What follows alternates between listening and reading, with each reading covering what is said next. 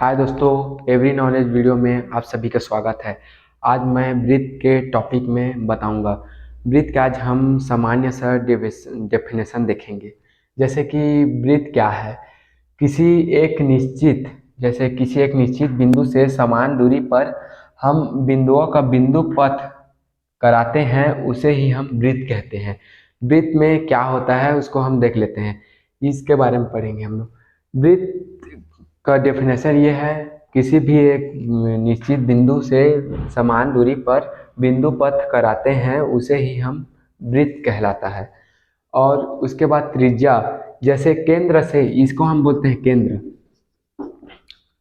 तो वृत्त का जो सेंट्रल पॉइंट होता है उसे हम केंद्र कहते हैं। केंद्र से इसको, ये जो लाइनिंग है उसे हम कहते हैं परिधि।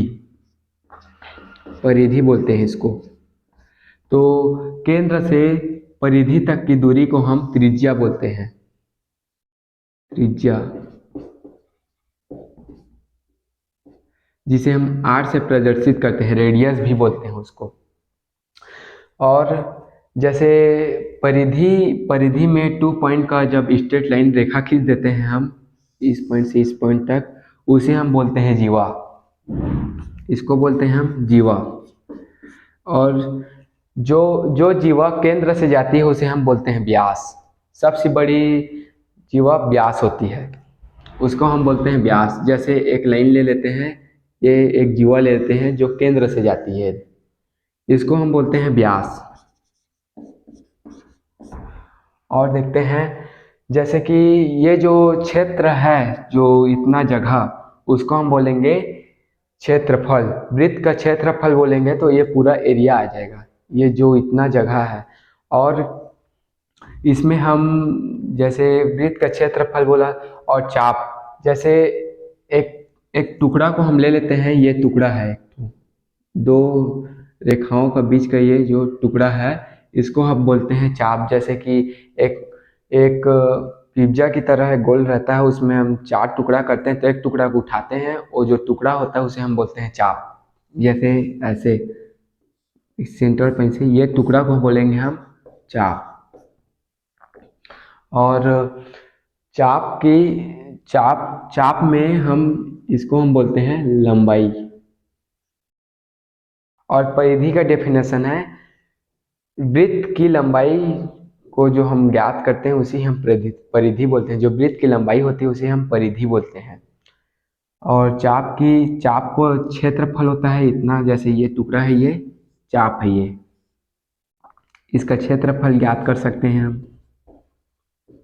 और लंबाई ज्ञात करने के लिए बोलेगा तो इसको ज्ञात करेंगे, लंबाई। जैसे हम फार्मूला देख लेते हैं, वृत्त का आल फार्मूला को हम देख लेते हैं। व्यास, त्रिज्या आप सभी को समझ आ गया होगा। वृत्त का फार्मूला है, वृत्त का क्षेत्रफल। वृत्त का क्षेत्रफल में आता है पाई आर स्क्वायर। क्योंकि ये जो पूरा सर्कल होता है उसे हम 180 अंश लेते हैं और 2 ठो रेडियस को जोड़ते हैं, तो उसका क्षेत्रफल निकल जाता है। और वृत्त